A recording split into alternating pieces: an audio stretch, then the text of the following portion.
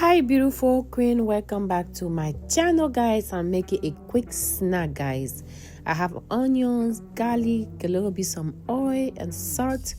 I put in the stove for a couple minutes, like a 30 minutes, to make sure the onion and garlic is cooked.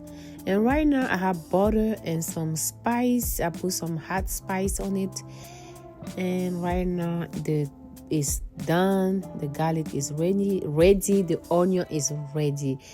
I add a little bit some lemon to spice the bread, sugar, and make sure I mash it very good.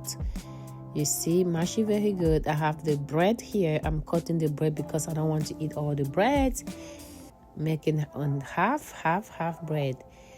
Make sure you put all the butter and onion, garlic. Now you add your favorite thing. This is a cheese. You're making sure the cheese go everywhere around the bread. Is what I'm doing right now.